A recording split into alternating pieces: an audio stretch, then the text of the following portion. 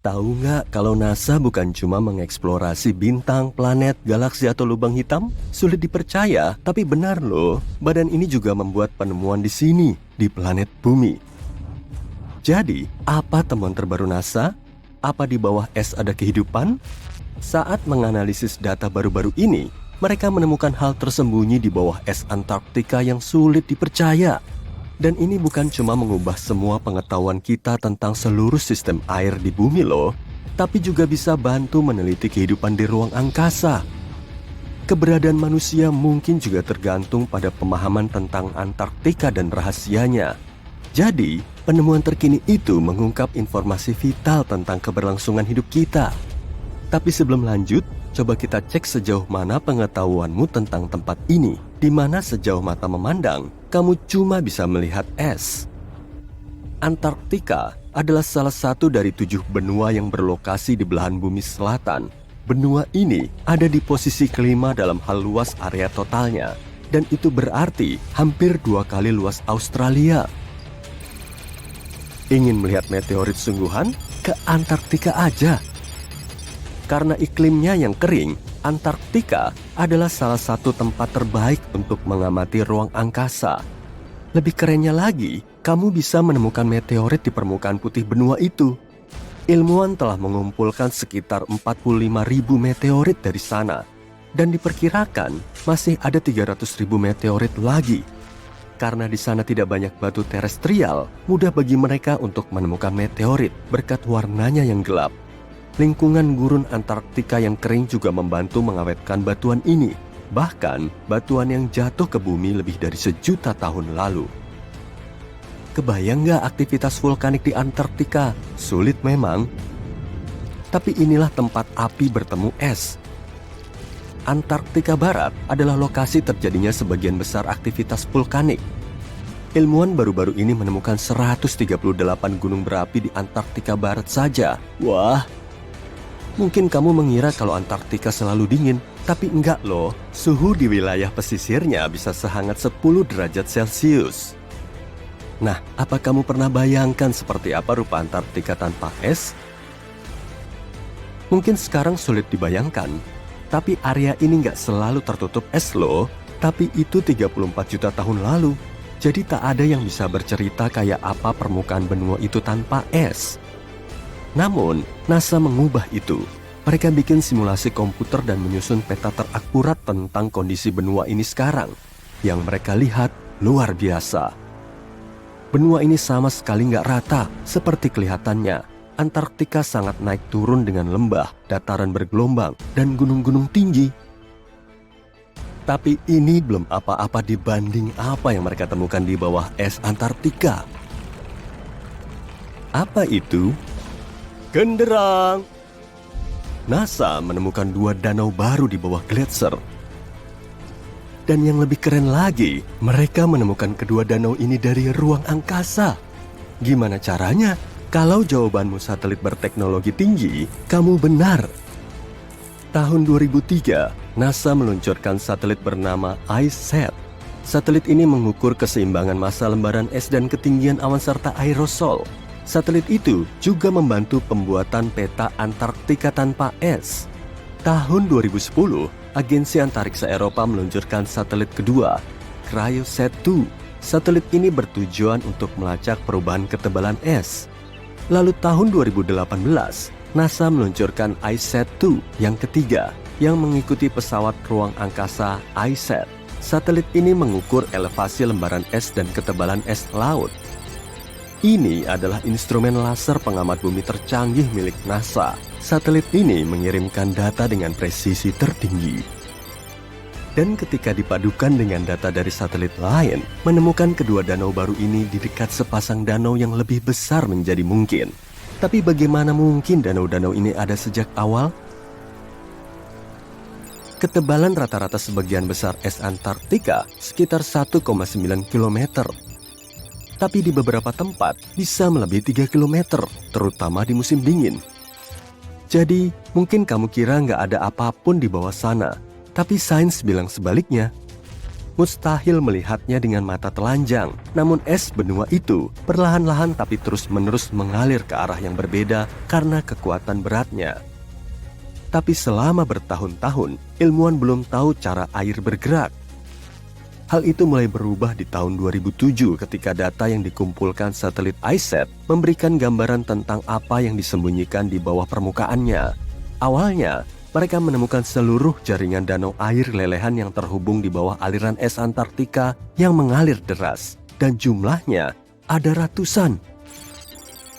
Ahli glasiologi Scripps Institution of Oceanography, Helen Amanda Fricker, menemukan bahwa perubahan elevasi yang diukur oleh ICET terjadi karena dinamika danau-danau ini. Danau-danau ini tidak menahan air lelehan secara statis. Alih-alih, danau ini terisi dan terkuras terus-menerus dari waktu ke waktu melalui sistem saluran air. Dan saat itu, es di atasnya naik turun. Tapi kemana mengalirnya? Ke laut tentu, dan alirannya deras. Sebuah studi terkini yang salah satunya dilakukan oleh Fricker menemukan bahwa aliran satu danau menuju laut adalah sebanyak 198 miliar galon hanya dalam 3 hari. Banyak sekali misteri tentang cara kerja alam yang masih menunggu dipecahkan. Tapi menemukan 2 danau baru tersebut akan memberi ilmuwan gambaran yang lebih baik tentang secepat apa lembaran es Antartika berubah karena iklim menjadi lebih hangat dan bagaimana dampaknya terhadap arus laut serta kenaikan ketinggian air laut global. Siklus pengisian dan pengurasan danau juga menyebabkan lembaran es mengalami retak-retak dan celah dalam. Jadi, informasi yang mereka temukan dari danau-danau baru ini juga memberi mereka pemahaman lebih baik tentang kerusakan permukaan es. Mereka juga akan mampu menilai bagaimana sistem pengisian dan pengurasan ini mempengaruhi kecepatan es tergelincir ke laut dan samudera. Dan itu berarti mereka bisa mengevaluasi bagaimana tambahan air tawar bisa mengubah ekosistem laut. Penemuan ini juga bisa menyimpulkan apa ada kehidupan di bawah es. Wih. Ilmuwan mengebor sampai sekitar 1068 meter es dan menemukan sampel air yang diambil dari salah satu danau itu mengandung 10.000 sel bakteri per milimeter. Jumlah kehidupan bakteri setinggi itu adalah pertanda baik. Karena berarti perairan yang mengandung es juga bisa mendukung bentuk-bentuk kehidupan yang lebih tinggi, seperti binatang mikro, dan bahkan mungkin salah satu danau baru ini adalah tempat tinggalnya. Tapi hal yang paling seru, danau baru itu bisa bantu mereka memahami apa mungkin ada kehidupan di planet-planet lain.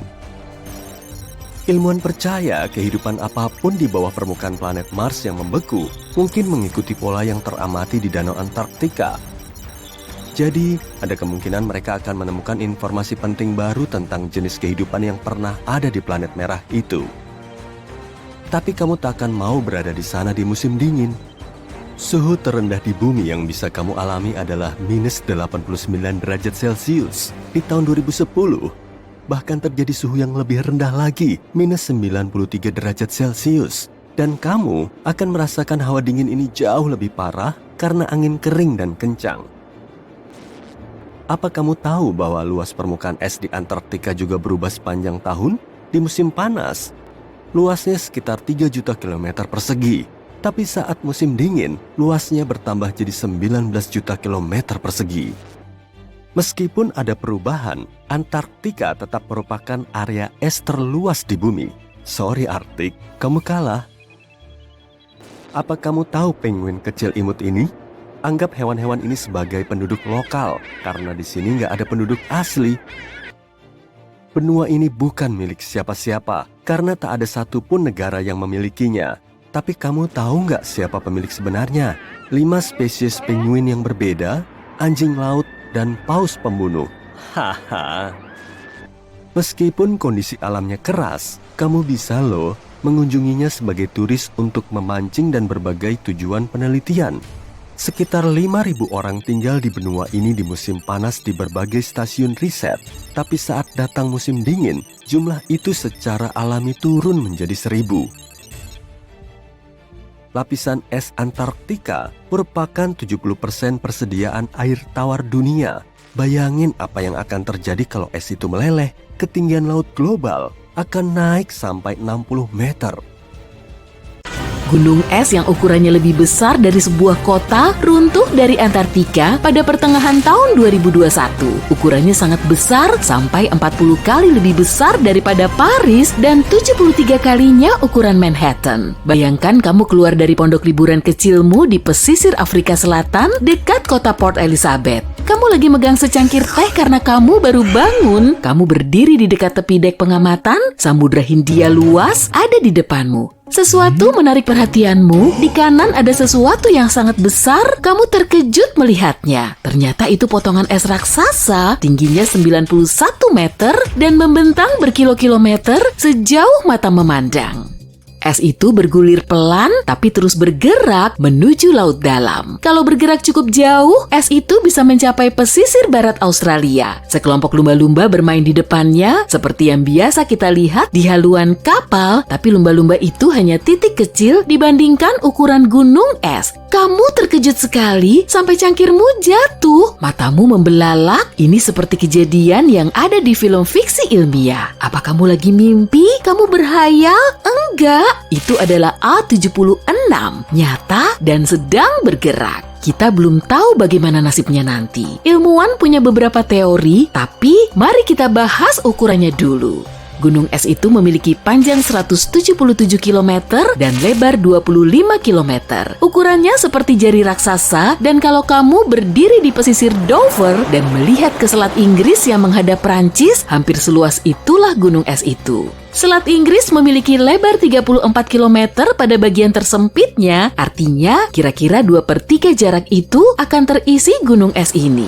Itu pun kalau gunung es itu mengapung terbalik. Kalau menghadap ke arah sebaliknya, es itu masih bisa memasuki Selat Inggris, tapi saat mendekati titik lebih sempit, es itu akan menghantam pesisir Inggris dan Prancis. Gunung es itu akan naik ke darat dan akan meluncur di ladang hijau Inggris. Es putih keras melawan ladang hijau yang subur. Gunung es ini akan melewati kebun anggur Prancis, lantas menurunkan suhu semua yang ada di sekitarnya untuk sementara. Anggur-anggur di sana bakal jadi kayak kristal jelly. Es itu akan meluncur di jalan raya, mobil-mobil berhenti untuk mengamati benda besar itu seperti tamu dari galaksi lain. Kamu bisa mengambil sedikit untuk minumanmu saat gunung es itu lewat, atau kamu bisa memahatnya dan mendakinya di pinggiran London. Dan es itu akan berguna pada musim panas. Ayo kembali ke kejadian sebenarnya. Dan apa yang menurut para ilmuwan akan terjadi pada gunung es itu? Pada awal tahun 2022, A76 adalah gunung es terbesar di dunia yang sedang mengapung. Es itu runtuh dari lempengan es Vilsner Ronde di Antartika pada pertengahan Mei 2021. Ice calving, juga disebut glasier calving, adalah peristiwa runtuhnya bongkahan es dari pinggiran gletser. Lalu, es itu pecah dari lempengan es menjadi entitas terpisah. Kalau ada di dekatnya, kamu akan mendengar banyak retakan dan suara ledakan besar. Balok es setinggi 60 meter runtuh dan masuk ke air, itu akan menyebabkan ombak besar. Peselancar paling berani pun tak mau menaklukkan ombak itu. Ice calving adalah peristiwa alam. Area runtuhan A76 telah mengalami sedikit perubahan dalam 10 tahun terakhir. Bahkan ada bongkahan es lebih besar dari A76, tapi A76 adalah yang terbesar di dunia saat ini. Ilmuwan di British Antarctic Survey melihatnya ada foto satelit saat gunung es ini runtuh, seperti yang ditangkap oleh satelit Sentinel-1A European Space Agency. Ukuran runtuhan es itu kira-kira 4.320 km. Sekarang, gunung es ini ada di Laut Weddell sekitar Antartika. Laut Weddell adalah bagian dari Samudra Selatan. Namanya diambil dari pelaut asal Skotlandia, James Weddell, yang memasuki area ini pada tahun 1823. Ilmuwan menganggap Laut Weddell memiliki air paling jernih, dan bayangkan kamu mengintip kedalamannya dari perahu. Pasti pemandangannya luar biasa. Area itu dipenuhi paus dan anjing laut. Saat kamu melihat ke bawah, kamu mungkin melihat paus orca, paus bungkuk, paus minke, anjing laut leopard, dan anjing laut pemakan kepiting. Kalau melihat ke arah daratan, kamu kemungkinan akan melihat koloni penguin Adderley. Ini adalah spesies penguin dominan di area itu karena mereka mampu beradaptasi dengan lingkungan yang keras. Faktanya, ini satu-satunya lokasi di dunia tempat penguin-penguin itu hidup. Sungguh rangkaian satwa liar yang luar biasa untuk diamati dari kenyamanan dek kapal saat kamu minum secangkir teh panas lagi dan udara agak dingin di sini. Untuk memiliki gambaran tentang apa yang mungkin terjadi pada A76, ilmuwan merujuk pada data lain, seperti gunung es yang lebih besar bernama A68. Gunung es ini runtuh dari lempengan es Larsen Sea di Antartika pada tahun 2017. Meski memang seru dan sedikit menakutkan, membayangkannya melewati Selat Inggris juga, tapi A68 mengapung ke laut lebih hangat dan pada awal tahun 2021 telah hilang. Menghilangnya bisa dibilang cukup cepat, sebagian gunung es diamati mengapung sampai 18 tahun, itu kalau berada di perairan yang dingin, semuanya bergantung pada kemana A76 hanyut. Satelit membantu ilmuwan melacak gerakan mengerikan ini, sementara dulu kejadian ini tidak terdeteksi. Seperti itulah mereka tahu pada hari ke-148, gunung es ini terbagi menjadi 3 potongan, yang diberi nama A76, A76B, dan A76C. Angka itu mungkin membosankan, tapi itu berdasarkan kuadran Antartika tempat es itu pertama terlihat. Jika seluruhnya runtuh, bongkahan besar ini tidak akan menambah kenaikan permukaan laut karena sudah menjadi bagian dari lempengan es yang mengapung. Bayangkan bongkahan es ini ada di gelasmu, es ini sudah mengambil sebagian ruang dan hanya akan berubah bentuk menjadi air. Gunung es seperti ini berbeda dari gletser atau lempengan es yang ditemukan di daratan. Itulah yang membantu kenaikan permukaan laut saat runtuh atau mencair. Misalnya, jika seluruh lempengan es Antartika mencair, lelehannya bisa menaikkan permukaan laut hampir setinggi 58 meter. Kalau kamu pikir A76 sudah besar, dan memang besar sih, masih ada satu gunung es lagi yang membuatnya kelihatan kecil. Tercatat bahwa ini adalah gunung es terbesar yang terlihat pada November 1956, 240 km di sebelah barat Scott Island di Samudra Pasifik Selatan. Ironisnya, es ini terlihat oleh kapal bernama USS Glacier. Ukurannya lebih dari 31.000 km persegi. Gunung es ini lebih besar daripada negara Belgia. Nasib bongkahan A76 bergantung pada beberapa faktor. Arus laut bisa membuat dampak signifikan, begitu pula dengan arah angin dan kecepatan. Bongkahan itu bisa mendekati garis pantai yang membuatnya membeku menjadi es. Es itu juga bisa hanyut ke perairan dangkal dan menabrak dasar laut yang disebut pencongkelan dasar laut. Bagian terdalam gunung es bisa seperti rangka dasar perahu, lantas menggali dasar laut. Tapi ukuran gunung es yang tipis membuatnya terus bergerak. Tak lama kemudian, es itu merobek dasar laut, membuat alur atau pahatan panjang dan sempit. Ikan akan berpencar, bumi akan bergetar, suaranya akan memekakan telinga. Kejadian ini sebenarnya cukup umum di lingkungan lepas pantai tempat es itu ditemukan. Kamu tak akan mau scuba diving di dekat sana saat salah satu gunung es ini merobek dasar laut. Namun, itu akan menjadi pemandangan yang menakjubkan. Biasanya, gunung es runtuh karena mencair dan pecah. Seperti yang bisa dibayangkan, itu mengubah massa dan area permukaannya. Ditambah angin dan arus laut, itu bisa membuat gunung es sulit diprediksi nasibnya. Untuk A76, kita hanya perlu menunggunya. Sebelum kita akhiri, ayo kita kembali ke perjalanan hayalan kita ke Selat Inggris. Pulau es 73 kalinya ukuran Manhattan dengan jari beku raksasanya yang menunjuk ke arah Laut Keltik bergulir ke depan dan tak dapat dihentikan. Ratusan ribu orang memenuhi pesisir Inggris dan Prancis untuk menyaksikan tontonan luar biasa saat gunung es ini lewat. Di atas es itu ada ribuan penguin yang bermain dengan gembira. Penguin-penguin itu seolah membalas lambaian tangan banyak penonton yang menyoraki mereka dalam perjalanan. Anak-anak melompat girang melihat pemandangan paling luar biasa yang pernah mereka saksikan. Kita semua pasti pernah bermimpi untuk mengunjungi Arktika dan menyaksikan keajaiban alam seperti beruang kutub bermain-main di atas bongkahan es atau indahnya aurora borealis di langit. Nah, tapi berbeda halnya dengan di Antartika yang tidak akan dibanjiri turis dalam waktu dekat. Ingin tahu kenapa? Yuk kita bahas lebih lanjut. Pertama, di mana letak Antartika? Letaknya di belahan bumi selatan, tepatnya di Kutub Selatan. Benua ini dikelilingi oleh Samudra Antartika dan hampir seluruhnya tertutup es, menjadikannya salah satu tempat paling terpencil dan paling dingin di bumi. Apa kamu pernah bertemu seseorang yang sudah mengunjungi Antartika? Pasti belum kan? Antartika adalah salah satu tempat yang paling jarang dikunjungi di planet ini dan hanya segelintir petualang beruntung yang pernah melihat langsung wilayahnya yang sebagian besar terdiri dari gletser dan hamparan es. Tapi percaya deh, marga satwa dan pemandangan di sana sungguh luar biasa.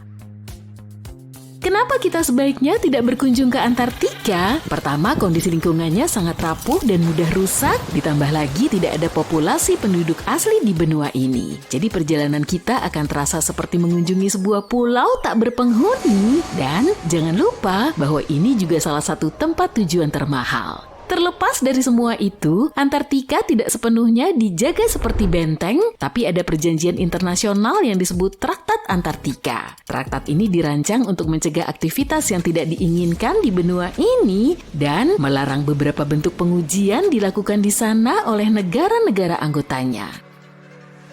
Namun alasan utama kita tidak bisa melenggang begitu saja ke Antartika adalah karena ekosistemnya yang rapuh dan butuh perlindungan. Traktat ini menyatakan bahwa Antartika hanya boleh digunakan untuk tujuan damai dan harus bebas dari aktivitas manusia yang bisa merusak lingkungan. Para ilmuwan masih mempelajari ekosistem unik di benua ini dan aktivitas serta mesin-mesin kita bisa mengganggu keseimbangan yang ada di sana.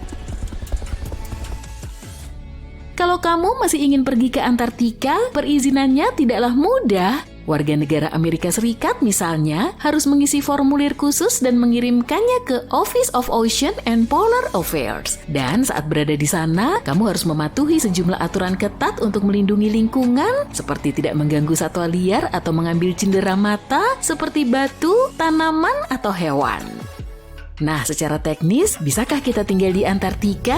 Meskipun tidak ada hukum yang melarang orang untuk menetap di sana, lingkungannya sangat tidak ramah dan tidak cocok untuk tempat tinggal manusia. Suhunya bisa mencapai minus 60 derajat Celcius atau lebih rendah, sehingga hampir mustahil bagi siapapun untuk bertahan hidup tanpa peralatan dan pengalaman yang memadai. Ditambah lagi daratan terdekat berjarak lebih dari 1.600 km jauhnya yang membuat penduduknya benar-benar terisolasi dari dunia luar.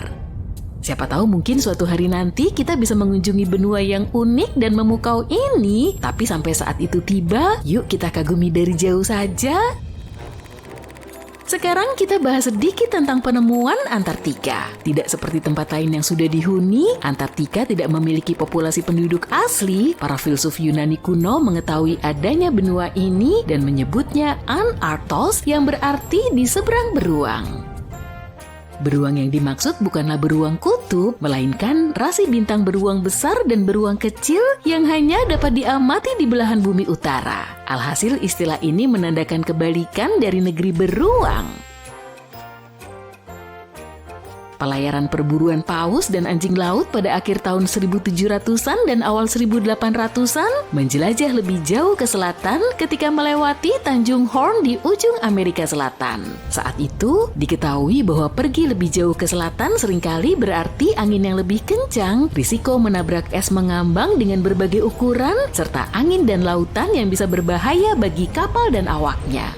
Kapten James Cook menjadi orang pertama yang melintasi lingkar Antartika pada 17 Januari 1773 di wilayah Laut Ross. Dia mencapai titik yang lebih jauh ke utara setahun kemudian dan meskipun tidak melihat daratan, dia sampai pada jarak 80 km dan melihat tumpukan batu di dalam gunung es yang menandakan adanya daratan di wilayah selatan. Penampakan pertama Antartika diakui secara luas pada bulan Januari 1820 dalam pelayaran dua kapal di bawah komando Kapten Fabian Gottlieb von Bellinghausen sebagai bagian dari ekspedisi penjelajahan mengelilingi dunia selama 2 tahun guna mencari daratan baru. Kapal-kapal kapten ini menjadi yang pertama melintasi lingkar Antartika sejak James Cook. Pendaratan pertama yang tak terbantahkan di Antartika baru terjadi pada 24 Januari 1809 di Tanjung Adare dalam ekspedisi perburuan paus yang dipimpin oleh Henry Bull. Sebuah perahu kecil dengan 6 atau mungkin 7 orang di dalamnya didayung ke daratan saat kondisi laut sedang tenang. Kamu mungkin gak akan percaya, tapi Antartika sebenarnya adalah gurun loh. Dengan semua es itu, kamu pasti mengira tempat ini seperti surga musim dingin dengan permainan lempar bola salju dan coklat panas sepanjang hari. Saat membicarakan gurun, kita membayangkan unta, kaktus, dan orang-orang yang kesulitan mencari air. Tapi lain ceritanya di Antartika. Kesulitannya bukan dalam mencari air, melainkan menemukan sesuatu yang tidak tertutup es. Curah hujan rata-rata hanya sekitar 10 mm dalam 30 tahun terakhir, itu seperti beberapa tetes hujan dibandingkan yang biasa kita rasakan. Jadi secara teknis, bukan bukit pasir atau panas terik yang menjadikan sebuah wilayah sebagai gurun, melainkan kurangnya curah hujan. Tapi tenang, kalau tersesat di Antartika, kamu nggak perlu khawatir kehausan. Pastikan saja kamu membawa jaket dan sarung tangan, karena suhunya cukup dingin untuk menjadikanmu es lilin. Antartika bukan hanya salah satu tempat paling kering di bumi, tapi juga paling dingin, paling berangin, dan paling tinggi. Sungguh pencapaian yang luar biasa. Para penguin dan ilmuwan di Antartika terkadang merasa bingung soal penentuan waktu. Tidak seperti tempat lain di bumi, tidak ada zona waktu Antartika. Semua garis bujur bertemu di satu titik di kutub selatan, sehingga agak membingungkan untuk mengetahui pukul berapa tepatnya sekarang. Kamu mungkin berpikir, terus gimana dong para ilmuwan dan peneliti mengetahui waktu di sana? Pertanyaan bagus. Mereka biasanya berpegang pada zona waktu negara dari mana mereka berangkat. Akan tetapi karena ada berbagai pos dari seluruh dunia di semenanjung Antartika, situasinya bisa menjadi sedikit rumit. Bayangkan mencoba berkoordinasi dengan negara tetangga tanpa membangunkan mereka secara tidak sengaja di tengah malam. Kamu mungkin berpikir tidak banyak yang sanggup bertahan di tempat dengan suhu yang sangat dingin, matahari yang nyaris tidak pernah muncul, dan angin yang bisa menerbangkanmu dalam sekejap. Nah, seperti di banyak tempat di bumi, kehidupan juga menemukan jalannya di Antartika. Percaya atau tidak, benua beku ini penuh dengan aktivitas. Antartika adalah rumah bagi miliaran krill yang menarik sangat banyak anjing laut dan penguin untuk datang. Tapi jangan biarkan penampilan mereka yang imut dan menggemaskan menipumu ya. Penguin adalah perenang ulung dengan tubuh ramping yang akan membuat para peraih medali Olimpiade iri. Penguin datang ke daratan untuk berkembang biak dan bersantai, tapi bakat mereka yang sesungguhnya adalah mencuri kerikil dari satu sama lain dan membentuk kerumunan yang presisi agar tetap hangat. Antartika juga merupakan rumah bagi spesies penguin terbesar di bumi, yaitu penguin kaisar. Burung ini memang nggak bisa terbang, tapi bukan berarti mereka nggak bisa melompat ya. Bahkan beberapa di antaranya bisa melompat hingga 3 meter. Dan jangan lupa juga soal anjing laut dengan tubuh berbulu dan nyanyiannya yang khas. Mamalia laut ini dilindungi oleh Traktat Antartika dan berkembang biak dengan baik di perairan sejuk Samudra Antartika. Tapi bintang pertunjukan yang sebenarnya adalah paus. Selama musim panas di Antartika, makhluk besar ini berbondong-bondong datang untuk menyantap krill yang melimpah. Benar-benar seperti hidangan prasmanan bagi para paus di sana. Kebanyakan orang tahu bahwa piramida dibangun sebagai makam agung bagi para Firaun, dirancang untuk memastikan perjalanan yang mulus ke akhirat. Piramida Agung Giza misalnya dibangun untuk Firaun Khufu, tapi banyak orang tidak tahu bahwa tren pembangunan piramida dimulai dari sini dengan piramida Djoser sekitar 4.700 tahun yang lalu. Bangunan masif ini dibangun untuk Firaun Djoser, penguasa dari dinasti ketiga Mesir. Bangunan ini menjulang setinggi 6 lapis di atas tanah dan tingginya sekitar 60 meter. Saat ini kita menganggapnya sebagai proyek arsitektur yang fenomenal. Tapi bagi orang Mesir kuno, piramida Djoser ternyata lebih dianggap eksperimen besar-besaran, bisa dibilang sebuah uji coba untuk menyempurnakan kemampuan membangun mereka sebelum beralih ke piramida yang lebih ambisius. Menggapai pencapaian baru memang menyenangkan, tapi misteri yang sebenarnya adalah apa yang ada di bawah tanah. Dalam labirin bawah tanah piramida ini, terdapat jaringan terowongan yang membentang sepanjang 5,5 kilometer. Beberapa peneliti percaya terowongan-terowongan ini mungkin merupakan bagian dari sistem air canggih yang dapat mengubah pandangan kita tentang konstruksi piramida. Yuk kita bahas tentang kompleks besar yang terletak di Saqqara ini. Di sekeliling piramida terdapat apa yang dikenal sebagai parit kering. Parit yang lebarnya mencapai 50 meter dan panjangnya hampir 3 kilometer. Parit ini membentuk semacam persegi panjang di sekeliling piramida. Kedalaman rata-ratanya sekitar 20 meter jika kamu mentotal seluruh tanah dan batu yang mereka gali untuk membuat parit ini. Volumenya sekitar 10 kali lipat dari volume piramida Djoser itu sendiri. Untuk waktu yang lama, orang-orang hanya menganggap parit ini tidak lebih dari tambang besar, tempat di mana mereka menggali batu dan tanah liat untuk membangun piramida Djoser. Masuk akal kan? Tapi jika dilihat lebih dekat, ini nggak masuk akal. Parit itu terlalu sempit dan dalam untuk dijadikan tempat penambangan dan tata letaknya tidak sesuai dengan yang kita ketahui tentang metode penggalian Mesir kuno. Ditambah lagi, beberapa bagian parit ditutupi langit-langit berbatu yang membuatnya hampir tidak mungkin untuk digunakan sebagai tambang. Teori lain menyatakan parit kering memiliki makna spiritual, mungkin itu adalah tempat suci di mana jiwa-jiwa para bangsawan berkumpul untuk melayani mendiang raja di alam baka. Bahkan ada ceruk di dinding yang berfungsi sebagai penunjuk fungsi spiritual ini. Tapi sebagian besar peneliti percaya bahwa tujuan ini kemungkinan besar berkembang jauh setelahnya, lama setelah kompleks ini dibangun untuk Djoser. Jadi untuk apa parit itu sebenarnya dirancang? Pada tahun 2020, seorang peneliti mengungkapkan gagasan yang cukup menarik. Ada kemungkinan parit ini dirancang untuk mengumpulkan dan mengelola air, terutama setelah hujan lebat. Hal ini masuk akal jika mempertimbangkan lokasinya. Parit ini berada di daerah yang bisa dengan mudah dibanjiri oleh air dari dataran di dekatnya. Hal ini juga menjelaskan kenapa parit itu tidak digunakan untuk makam baru sampai beberapa waktu kemudian ketika iklim menjadi lebih kering dan tidak terlalu rentan terhadap banjir. Ceritanya menjadi semakin menarik karena parit ini tampaknya merupakan bagian dari sistem hidrolik yang lebih besar dan rumit di dalam kompleks Djoser. Parit ini seperti memiliki beberapa kompartemen yang diukir dengan hati-hati dari batu dan dihubungkan oleh terowongan. Kompartemen-kompartemen ini kemungkinan berfungsi sebagai bagian dari sistem pengolahan air, di mana air mengalir dari satu kompartemen ke kompartemen berikutnya menjadi lebih bersih dalam prosesnya. Nah, disinilah hal-hal yang terkait dengan piramida itu sendiri mulai terlihat. Kompleks Djoser memiliki serangkaian terowongan bawah tanah dan beberapa peneliti menduga air dari parit dalam mungkin digunakan untuk menggerakkan sistem lift hidrolik. Dan lift bertenaga air raksasa ini bisa saja digunakan untuk mengangkat batu-batu berat yang dibutuhkan untuk membangun piramida. Cara kerjanya seperti gunung berapi, tapi alih-alih lava, airlah yang melakukan pengangkatan.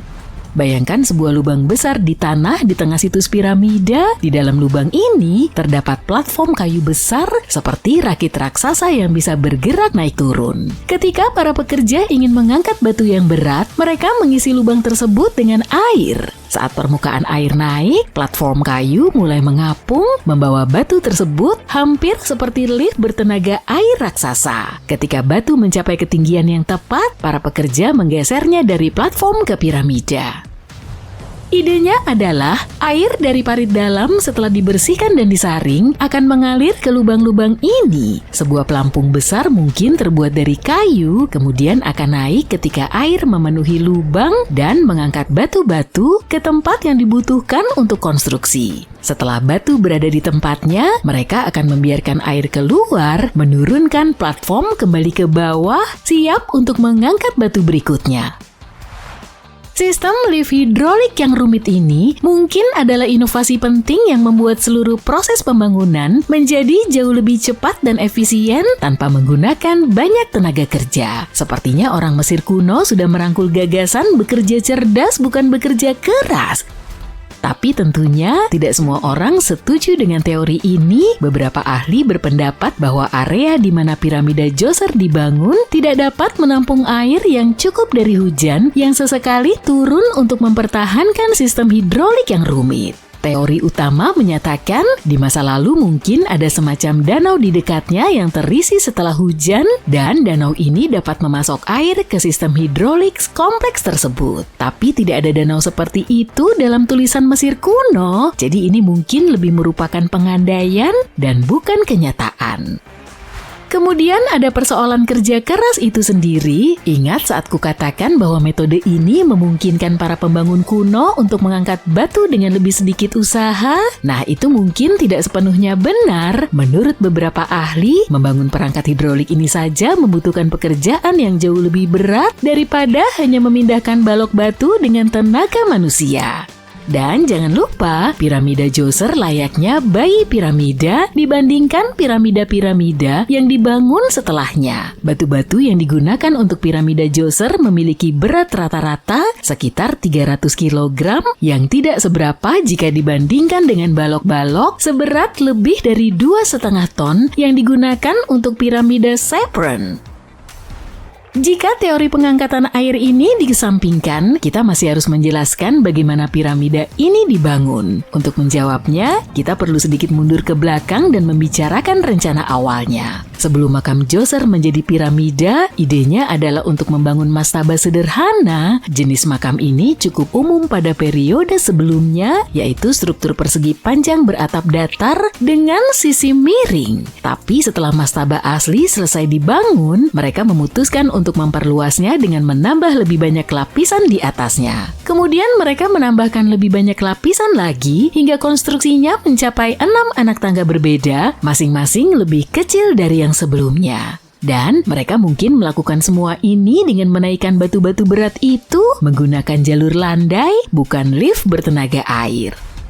Masih banyak yang belum kita ketahui tentang piramida Djoser. Penelitian lebih lanjut tentunya diperlukan untuk memahami sepenuhnya cara kerja sistem ini atau apakah sistem ini benar-benar ada. Tapi ide menggunakan air untuk membantu membangun piramida menambahkan lapisan baru pada pemahaman kita tentang teknik Mesir kuno. Ini adalah pengingat yang baik tentang betapa pintar dan cerdasnya para pembangunnya menggunakan lanskap alam dan kekuatan air untuk menciptakan salah satu monumen paling ikonik dalam sejarah. Sekilas, matahari tampak seperti terbakar, tapi itu tidak benar karena pembakaran bintang kita bukanlah pembakaran kimiawi, melainkan fusi nuklir. Matahari tidak bisa kehabisan oksigen atau berhenti terbakar karena matahari tidak menggunakan oksigen untuk membakar. Pembakaran karbon biasa membutuhkan oksigen, begitu tidak ada oksigen, proses pembakaran akan berhenti. Bayangkan sebuah lilin, kalau kamu menutupnya, lilin itu tidak memiliki akses ke oksigen lagi dan proses pembakaran berhenti. Namun dalam fusi nuklir, inti atom menyatu untuk membuat inti baru yang lebih besar. Perubahan tersebut menyebabkan atom-atom menjadi elemen-elemen baru. Fusi nuklir tidak membutuhkan oksigen atau bahan lain sama sekali. Kamu hanya membutuhkan tekanan atau panas yang cukup untuk menekan inti atom sehingga dapat mengatasi daya elektrostatik dan terikat menjadi satu inti nukleus. Pada tahun 2011, 2 tim astronom menemukan awan air yang melayang-layang di angkasa. Awan itu merupakan waduk air terbesar dan terjauh yang pernah dideteksi di alam semesta. Awan itu berupa uap air yang mengelilingi lubang hitam raksasa yang disebut kuasar yang jaraknya 12 miliar tahun cahaya dari bumi. Lingkungan di sekitar kuasar haruslah unik untuk bisa menghasilkan massa air raksasa seperti itu. Kuasar terbentuk dari gelombang energi yang menumbuk atom hidrogen dan oksigen. Awan tersebut mengandung 140 triliun kali lipat total volume air di planet kita. Awan ini bisa memberi setiap orang air sebanyak 20.000 kali lipat air di bumi. Yang lebih keren lagi, para astronom meyakini kalau awan air ini muncul 1,6 miliar tahun setelah alam semesta terbentuk. Para ilmuwan menganggap penemuan ini sebagai bukti lain bahwa air sudah ada di alam semesta dan sudah ada sejak alam semesta masih muda. Di saat yang sama, sebelum penemuan ini, para ilmuwan belum pernah menemukan uap air di alam semesta dini. Di galaksi Bima Sakti, tempat tinggal kita memang ada air, tapi sebagian besar membeku dalam bentuk es. Tidak hanya air yang mengambang di luar angkasa, tapi juga alkohol. Pada tahun 2009, para ilmuwan meneliti awan gas dan debu yang sangat besar di pusat galaksi kita ketika mereka menemukan sesuatu yang mengejutkan. Ada etil format di dalam awan tersebut. Bahan kimia ini bertanggung jawab atas rasa manis raspberry. Mereka juga menemukan satu lagi daerah yang sejuk. Daerah ini penuh dengan etil alkohol, jenis zat yang sama dengan yang ditemukan di banyak minuman. Di kutub utara Saturnus, badai misterius mengamuk. Badai ini raksasa, mencakup area yang lebih besar dari planet kita dan menampilkan pola heksagonal yang indah tapi membingungkan. Belum ada yang tahu kenapa badai ini memiliki bentuk yang aneh. Setelah segi enam itu pertama kali ditemukan pada tahun 1987, badai ini tetap tersembunyi dalam kegelapan sampai saat sinar matahari menyinari badai itu lagi.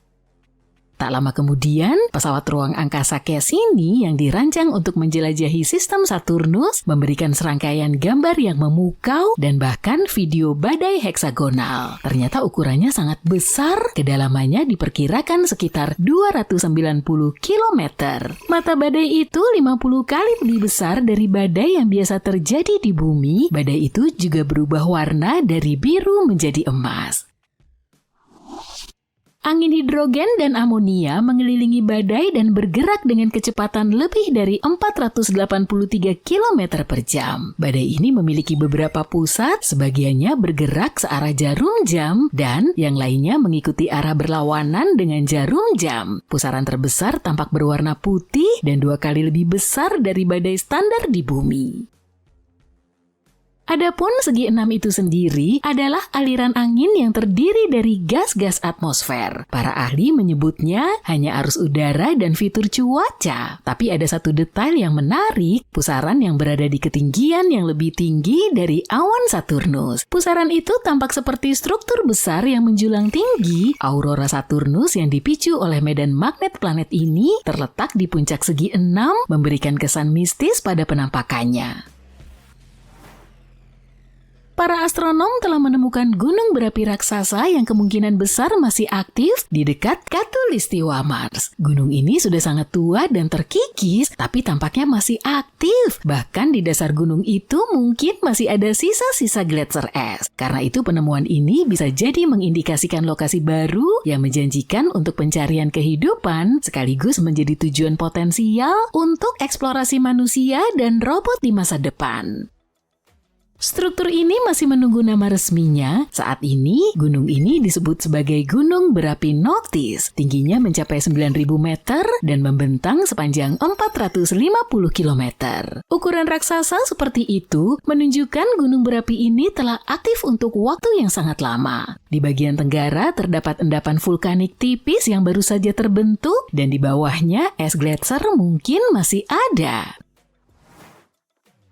Pada jarak 700 juta tahun cahaya dari bumi, ada lubang yang menganga. Sebuah area kosong tanpa galaksi, bintang, planet, atau asteroid. Benar-benar nggak ada apa-apa. Kekosongan itu berbentuk bola yang kira-kira seluas 300 juta tahun cahaya. Galaksi Bima Sakti, tempat tinggal kita, bisa muat di sana miliaran kali lipat. Itulah Boot Void yang misterius. Terletak di rasi bintang Boots, penggembala yang mengendarai bajak di sekitar kutub utara. Pada awalnya, kekosongan ini memiliki nama Great Nothing, tapi kemudian dia diberi nama yang sekarang.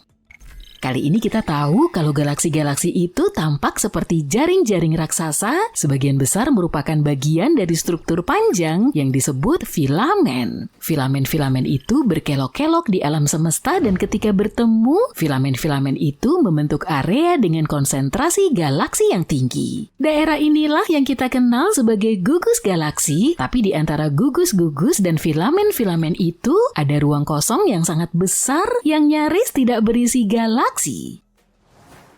Void semacam itu sebenarnya membentuk hampir 80% alam semesta yang bisa diamati dan sebagian besar berukuran sangat besar. Lebarnya 30 hingga 300 juta tahun cahaya, Boot Void adalah salah satu yang paling masif. Dia bahkan dijuluki Super Void dan para astronom menduga ia merupakan hasil penggabungan beberapa lubang hitam yang lebih kecil.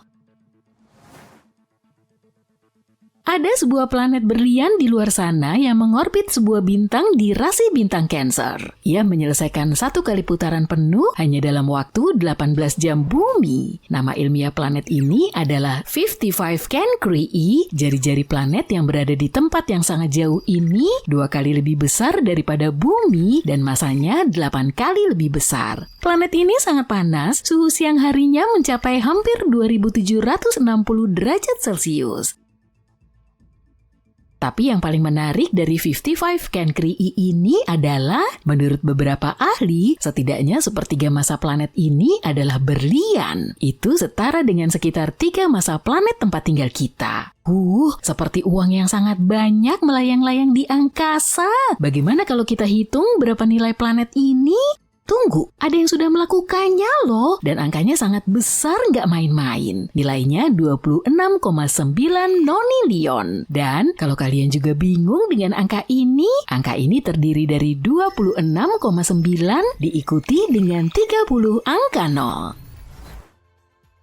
Sebagai perbandingan, salah satu berlian termahal di bumi yang pernah ada adalah Cullion. Harganya mencapai $2 miliar dan berat aslinya mencapai 3.160,75 karat. Berlian ini adalah dan masih merupakan berlian permata mentah terbesar yang pernah ditemukan. Berlian ini kemudian dipotong menjadi beberapa berlian yang lebih kecil. Yang terbesar di antaranya adalah Cullion 1 yang juga dikenal dengan nama bintang Afrika. Beratnya sekitar 530 karat, tapi bayangkan betapa jauh lebih besar dan luasnya planet berlian ini. Nebula adalah awan gas dan debu raksasa dan beberapa di antaranya bisa memiliki bentuk yang sangat tidak biasa, seolah-olah sengaja dibuat seperti itu. Seiring berjalannya waktu, gravitasi mulai menarik gumpalan debu dan gas ini menjadi satu. Gumpalan-gumpalan ini tumbuh semakin besar dan gravitasinya semakin kuat. Suatu hari massa ini menjadi sangat besar hingga kolaps karena gravitasinya sendiri dan membentuk bintang-bintang baru. Di antara beberapa nebula yang paling indah di luar sana, tidak lengkap kalau tidak menyebutkan nebula kupu-kupu. Lebar sayapnya lebih dari 3 tahun cahaya, dan struktur di dalam nebula ini merupakan salah satu yang paling rumit yang pernah diamati. Bintang pusatnya, bintang Katai Putih, punya suhu sampai 250.000 derajat Celcius. Artinya nebula ini terbentuk dari bintang raksasa yang ukurannya lebih dari 5 kali lipat ukuran matahari. Katai Putih dikelilingi oleh piringan debu dan gas yang tebal di ekuatornya. Itulah yang mungkin membuat seluruh strukturnya tampak seperti jam pasir atau kupu-kupu. Nebula Cincin tampak seperti awan debu dan gas raksasa yang mengelilingi bintang tua yang hampir padam. Sekilas nebula ini memang tampak seperti cincin. Tapi menurut para astronom, nebula itu bukan roti bagel, melainkan donat yang berisi agar-agar. Mereka pasti lapar. Objek warna-warni di angkasa yang jaraknya lebih dari 2000 tahun cahaya dari bumi itu sebenarnya adalah cincin yang membungkus struktur berbentuk bola berwarna biru. Setiap ujung struktur ini menjulur keluar dari sisi-sisi cincin yang berlawanan.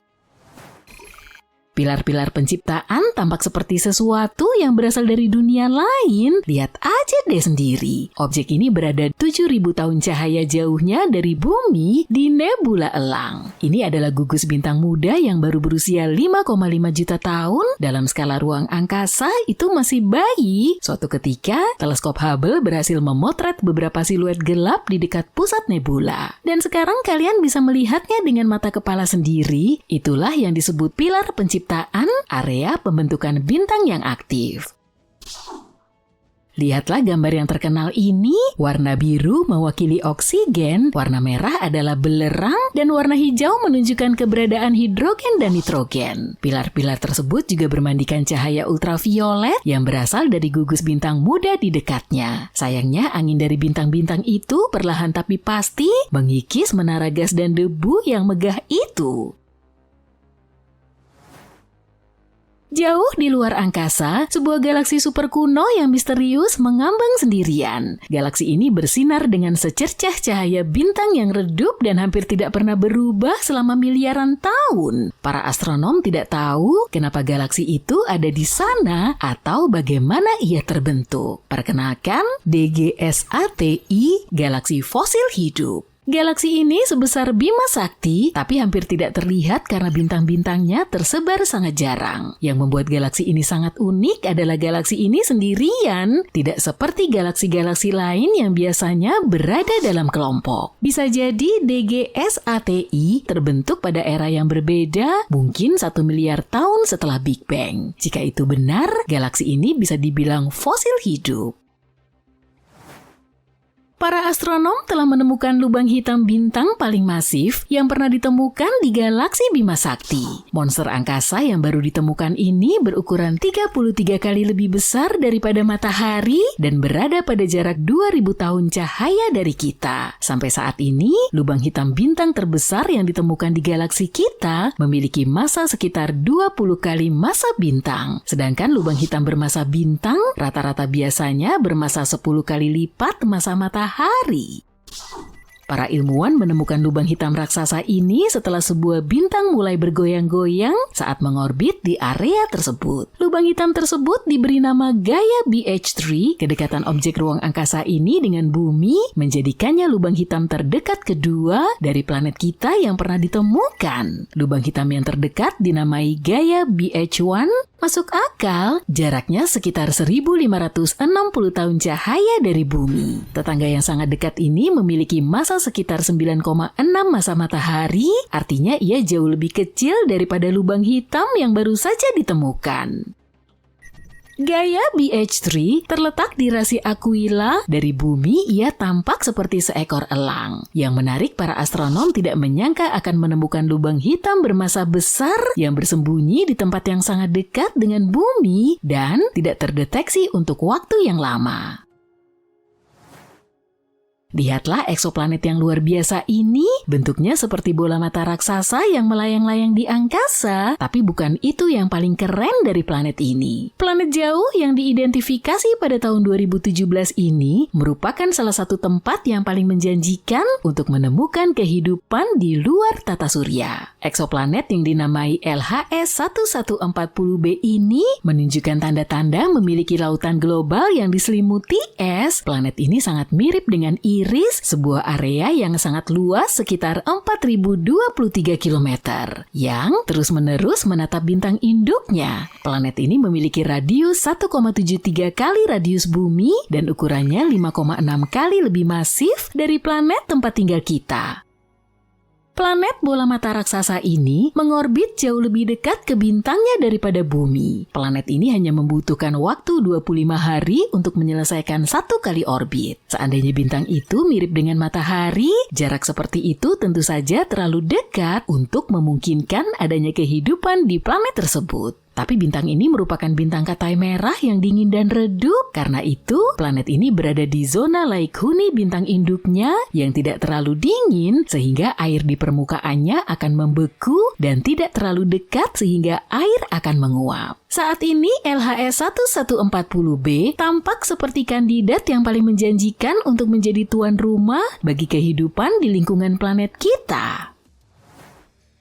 Jilatan api matahari atau solar flare adalah semburan radiasi elektromagnetik yang sangat kuat yang dapat berlangsung dari beberapa menit hingga beberapa jam. Suar ini terjadi ketika ada gangguan magnetik di matahari. Kemudian garis-garis medan magnet di atmosfer bintang itu menjadi kusut dan patah. Hal ini melepaskan sejumlah besar energi berlebih, termasuk radiasi ultraviolet dan sinar X yang intens. Garis-garis yang terpelintir ini muncul di bintik matahari. Bintik matahari merupakan area yang lebih gelap serta lebih dingin di permukaan matahari. Bintik matahari terbentuk ketika medan magnet yang tadinya bersembunyi jauh di dalam bintang naik ke permukaan. Adapun lontaran massa korona atau CME yang diluncurkan oleh suar matahari dilontarkan ke luar angkasa. CME menghantam planet, satelit, dan pada dasarnya semua benda yang dilaluinya. CME yang datang ke bumi memicu badai geomagnetik yang dalam banyak kasus tidak hanya menghasilkan aurora yang indah, tapi juga kegagalan jaringan listrik dan kerusakan satelit. Semua fenomena matahari yang ekstrem ini, CME, bintik matahari, dan suar matahari menjadi jauh lebih intens selama puncak siklus aktivitas matahari yang berlangsung selama 11 tahun.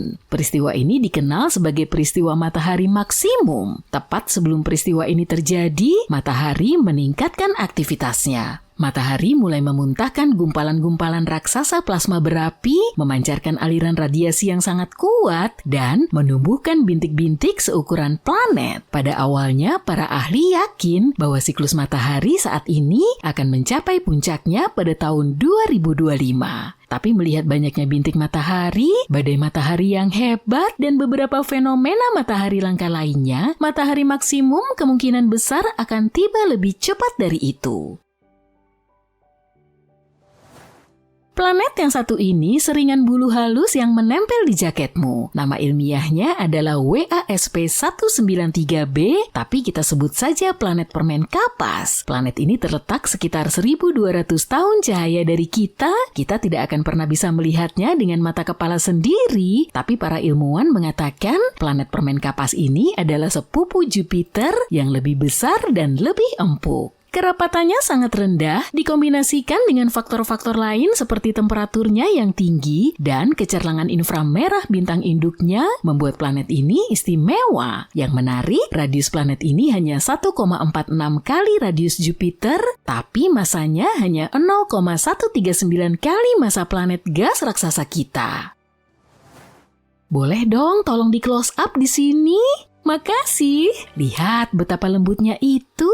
Akan sangat mustahil untuk berdiri di permukaannya andaikan kamu bisa mencapai dunia yang jauh ini. Tidak sering kita bisa bertemu dengan planet seperti WASP-193b di sebuah pesta planet. Planet seperti itu jarang ditemukan. Kelembutannya mungkin disebabkan oleh bintang induknya. Bintang-bintang itu memanaskannya, mengembang seperti marshmallow yang terlalu sering melihat api unggun. Kerapatan planet yang sangat rendah membuat planet ini menjadi anomali di antara 5.000 lebih eksoplanet yang sudah ditemukan.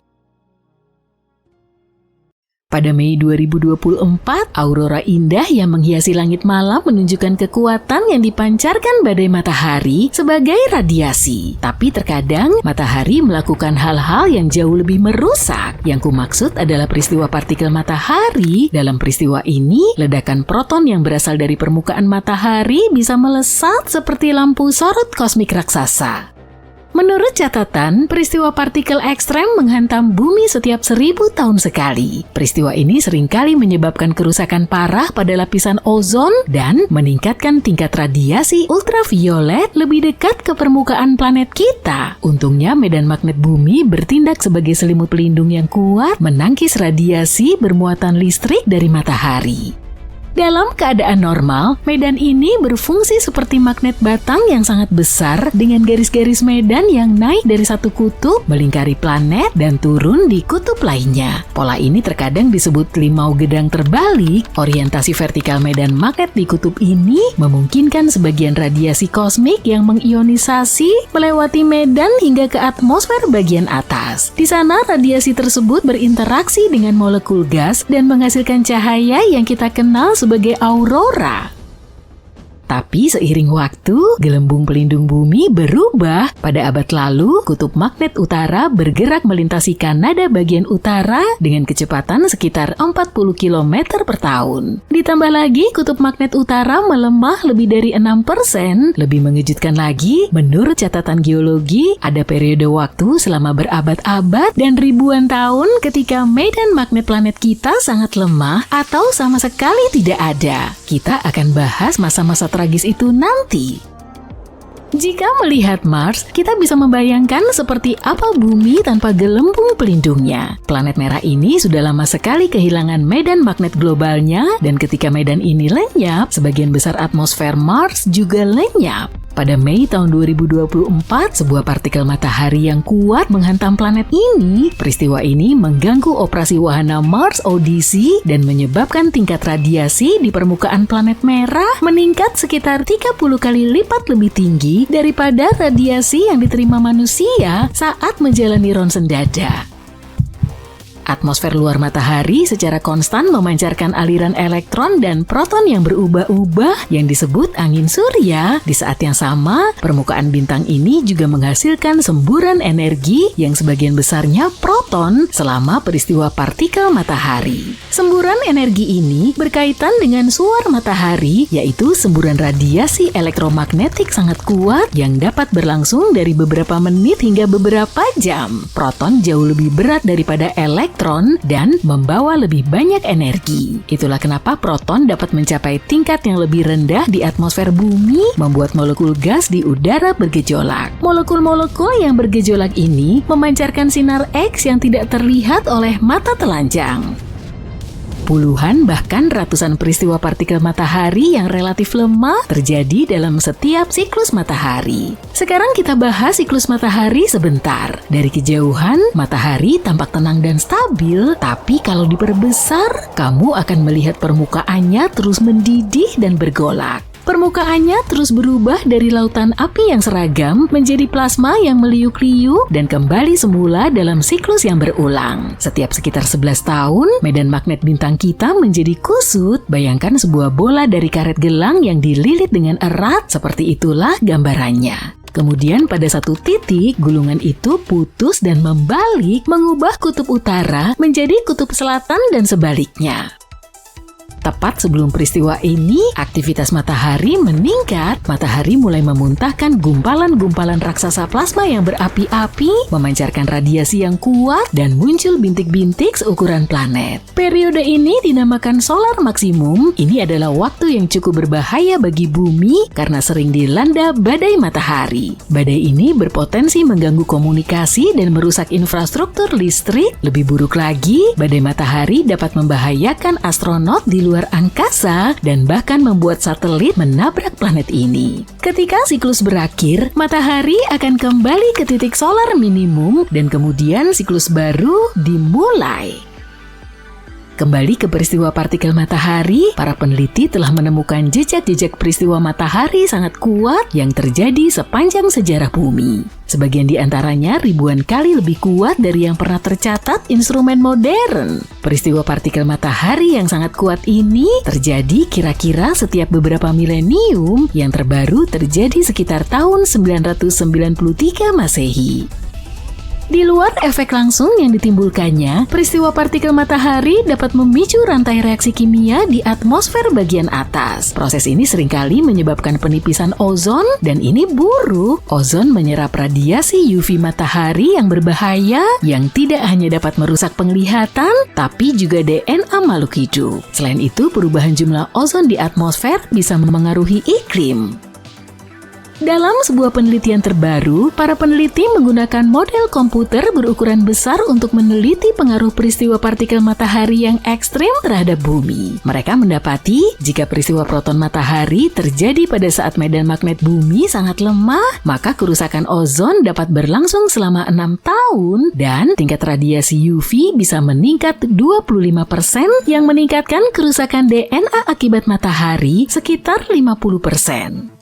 Dan tampaknya kombinasi dramatis dari medan magnet yang lemah dan peristiwa proton matahari yang ekstrem ini cukup sering terjadi. Beberapa peneliti percaya hal ini bahkan bisa menjelaskan beberapa kejadian misterius di masa lalu planet kita. Sebagai contoh, periode medan magnet lemah yang paling baru dimulai 42.000 tahun lalu dan berlangsung sekitar 1.000 tahun. Periode ini mencakup peralihan sementara kutub utara dan selatan. Beberapa peristiwa evolusi besar terjadi selama periode tersebut, misalnya Neanderthal terakhir lenyap di Eropa bersamaan dengan kepunahan megafauna berkantung di Australia. Ya, sayangnya kita tidak akan melihat wombat dan kanguru raksasa lagi. Satu lagi peristiwa evolusi yang lebih besar mungkin juga terkait dengan medan geomagnet bumi. Hewan multiseluler muncul di akhir periode Ediacara yang dimulai sekitar 635 juta tahun lalu. Dan itu terjadi setelah periode 26 juta tahun dengan medan magnet yang sangat lemah atau bahkan tidak ada sama sekali. Evolusi yang cepat dari berbagai kelompok hewan dalam ledakan Kambrium sekitar 539 juta tahun lalu mungkin juga terkait dengan tingkat UV yang tinggi dan geomagnetisme. Evolusi simultan dari cangkang tubuh keras dan mata pada beberapa kelompok yang tidak berhubungan mungkin diperlukan untuk mendeteksi dan menghindari sinar UV yang berbahaya. Pembalikan kutub magnet bumi secara total dapat berdampak serius pada iklim planet kita. Untungnya pembalikan seperti itu tidak terjadi dalam semalam. Seluruh prosesnya berlangsung selama ribuan tahun. Selain itu, meskipun kutub magnet melemah selama pembalikan kutub magnet tidak hilang sepenuhnya. Itulah sebabnya magnetosfer terus melindungi planet kita dari sinar kosmik dan partikel-partikel matahari yang bermuatan, meskipun mungkin ada sejumlah partikel yang berhasil mencapai permukaan bumi.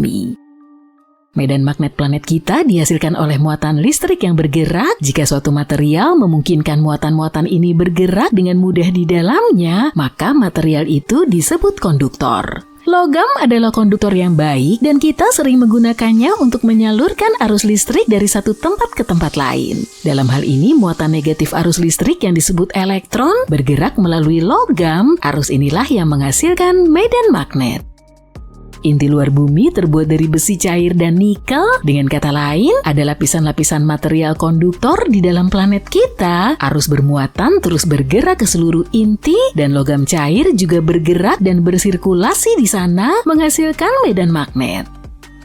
Medan magnet ini sebagai gantinya menghasilkan sesuatu yang menyerupai gelembung di sekeliling planet. Gelembung ini disebut magnetosfer dan terletak di atas lapisan atmosfer paling atas. Lapisan ini melindungi dan membelokkan radiasi sinar kosmik berenergi tinggi yang jika tidak akan sangat berbahaya bagi manusia dan bentuk kehidupan lainnya di bumi.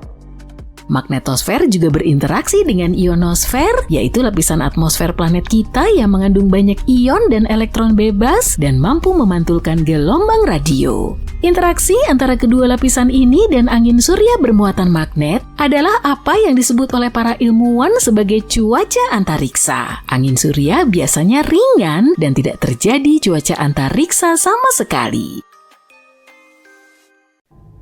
Kita tahu bahwa orang Mesir kuno cukup berbakat untuk membangun sesuatu yang megah seperti piramida. Tapi apakah mereka juga cukup pintar untuk mengukur kecepatan cahaya? Ada sebuah teori yang beredar di dunia maya yang mengatakan hal itu. Jika kamu melihat kedua angka ini, kamu akan melihat bahwa kedua angka ini sangat cocok. Yang pertama adalah kecepatan cahaya dalam ruang hampa udara yang diukur dalam satuan meter. Dan yang kedua adalah garis lintang piramida Agung Giza. Jadi, apakah hal ini dilakukan dengan sengaja atau hanya kebetulan saja? Untungnya, kami dapat memberitahumu bahwa ini hanyalah sebuah kebetulan, bukan sebuah konspirasi. Piramida Agung hanyalah salah satu dari sekian banyak tempat di dunia yang memiliki garis lintang yang sama. Dan yang lebih penting lagi, bahkan jika orang Mesir kuno entah bagaimana telah mengukur kecepatan cahaya dan memilih untuk merahasiakannya dari seluruh dunia, mereka tidak akan menggunakan meteran untuk mencatatnya. Meter baru ditemukan pada akhir abad ke-18. Para pembangun piramida menggunakan satuan ukuran yang berbeda yang disebut hasta. Satu hasta sama dengan 0,45 meter. Hasta didasarkan pada panjang lengan dari siku ke ujung jari tengah dan menjadi populer di dunia kuno. Jadi, jika mereka ingin membuat seluruh dunia terkesan dan mengatur piramida pada titik yang sesuai dengan kecepatan cahaya dalam hasta, mereka harus membangun konstruksi ikonik mereka di suatu tempat di Eropa. Dan astronom Denmark yang pertama kali mengukur kecepatan cahaya pada tahun 1676 pasti akan sangat kecewa saat mengetahui bahwa seseorang telah melakukannya berabad-abad sebelumnya. Jadi, meskipun mereka lebih maju dari zamannya dalam banyak aspek, orang Mesir kuno tidak pernah mengukur kecepatan cahaya atau menggunakan garis bujur dan garis lintang untuk memetakan lokasi mereka. Dasar piramida Agung Giza mungkin tampak seperti bujur sangkar yang sempurna, tapi sebenarnya struktur ini terdiri dari 8 sisi, bukan 4 sisi. Keempat sisinya memiliki lekukan cekung yang halus yang membelahnya secara merata dari dasar ke ujung. Versi resminya adalah bahwa seorang pilot Inggris adalah orang pertama yang menyadarinya pada tahun 1940 saat terbang di atas piramida. Dia mengambil foto yang menunjukkan bayangan yang menyoroti lekukan-lekukan ini. Beberapa orang berpikir bahwa garis-garis ini hanya terlihat dari atas dan paling baik dilihat saat fajar dan senja selama equinox musim semi dan musim gugur. Hal ini telah memunculkan teori aneh bahwa orang Mesir kuno mungkin telah merancang piramida untuk berkomunikasi dengan sesuatu yang melihatnya dari atas. Piramida Agung adalah salah satu dari 3 piramida yang dulunya memiliki pintu putar. Beratnya sekitar 20 ton, tapi mereka masih bisa dengan mudah membukanya dari dalam. Ukurannya yang pas membuatnya hampir tidak terlihat dari luar, tanpa kait atau pegangan yang terlihat. Hanya ada sedikit variasi pada batu eksterior yang memberikan celah. 2 piramida lainnya yang memiliki pintu serupa adalah milik ayah dan kakek Khufu. Piramida Agung juga memiliki ruang kosong tersembunyi sepanjang 30 meter yang hanya ditemukan pada tahun 2017. Kita masih belum tahu apa yang ada di dalam ruang tersebut, apa tujuannya, atau apakah itu satu-satunya ruang dari jenisnya. Para peneliti menggunakan teknologi yang sama untuk melihat menembus dinding katedral, piramida Maya, dan bahkan gunung berapi. Hal ini bergantung pada hujan alami partikel subatom yang disebut muon.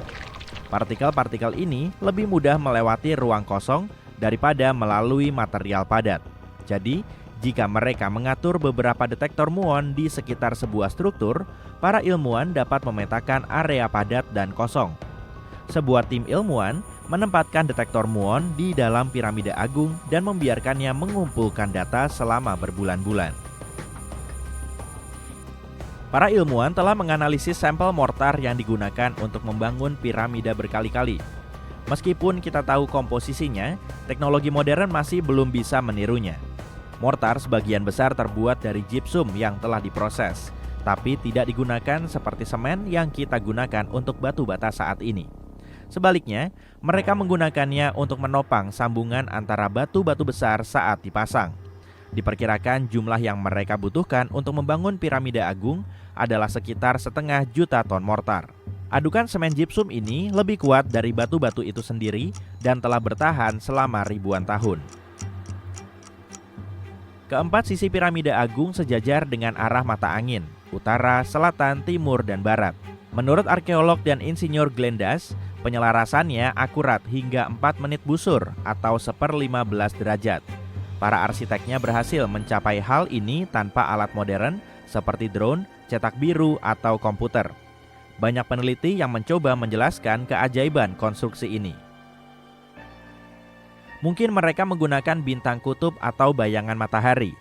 Das baru-baru ini mengusulkan ide baru yang lebih sederhana. Orang Mesir mungkin menggunakan equinox musim gugur untuk menyelaraskan piramida. Peristiwa ini terjadi 2 kali dalam setahun ketika garis khatulistiwa bumi melewati pusat piringan matahari, membuat siang dan malam hampir sama panjangnya. Untuk menguji teorinya, Das melakukan percobaan pada tanggal 22 September 2016, hari pertama equinox musim gugur. Dia menggunakan tongkat khusus yang dimiliki orang Mesir untuk membuat bayangan dan melacak ujungnya secara berkala, membentuk kurva yang halus. Dengan menghubungkan 2 titik kurva dengan tali yang kencang, Dia menciptakan garis timur barat yang nyaris sempurna. Das mencatat bahwa pada titik balik matahari, ujung bayangan berupa garis lurus hampir sempurna timur barat dan dengan sedikit kesalahan berlawanan arah jarum jam. Ada kesalahan yang sama pada piramida. Meskipun eksperimennya dilakukan di Connecticut, Das percaya bahwa metode yang sama juga bisa diterapkan di Mesir. Yang dibutuhkan oleh orang Mesir kuno adalah hari yang cerah. Mereka dapat menentukan titik balik matahari musim gugur dengan menghitung 91 hari dari titik balik matahari musim panas. Tapi mereka hanya meninggalkan sedikit petunjuk dan tidak ada dokumen teknik atau rencana arsitektur yang ditemukan yang menjelaskan metode mereka. Jadi mereka mungkin telah memetakan bayangan tetapi tidak pasti. Para ilmuwan telah lama bertanya-tanya bagaimana balok-balok batu yang berat itu dibawa ke lokasi-lokasi piramida, dan mereka mungkin akhirnya memiliki jawabannya. Sebuah tim peneliti dari University of North Carolina, Wilmington, telah menemukan bahwa 31 piramida kemungkinan besar dibangun di sepanjang cabang Sungai Nil yang telah lama hilang. Sekarang tersembunyi di bawah padang pasir dan lahan pertanian. Selama bertahun-tahun, para arkeolog berpikir bahwa orang Mesir kuno pasti menggunakan jalur air di dekatnya untuk mengangkut material, peralatan, orang, dan apapun yang mereka butuhkan untuk membangun piramida di sungai. Namun, sampai sekarang, mereka tidak yakin dengan lokasi, bentuk, ukuran, atau kedekatan jalur air ini dengan lokasi piramida. Kelompok peneliti ini menggunakan citra satelit radar, peta historis, survei geofisika, dan coring sedimen untuk memetakan cabang sungai tersebut. Mereka percaya bahwa cabang sungai tersebut terkubur oleh kekeringan besar dan badai pasir ribuan tahun yang lalu. Tim berhasil masuk ke bawah permukaan pasir dan mendapatkan gambar beberapa fitur tersembunyi berkat teknologi radar. Mereka menemukan sungai tersembunyi dan struktur kuno yang mengalir di kaki bukit tempat sebagian besar piramida Mesir kuno berada. Penemuan cabang sungai yang telah punah ini membantu menjelaskan kepadatan piramida yang tinggi antara Giza dan Lis di tempat yang sekarang menjadi daerah gurun Sahara yang tidak ramah. Mesir bukanlah negara dengan piramida terbanyak di dunia.